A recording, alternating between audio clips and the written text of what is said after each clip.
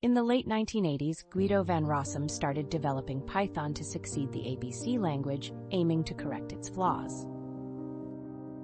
In 1991, Python was officially released with features like exception handling, functions, and core data types that remain fundamental.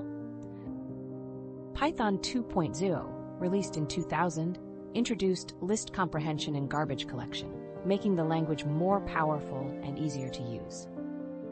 Python 3.0, released in 2008, addressed design flaws of earlier versions and improved consistency and readability, albeit not backward compatible.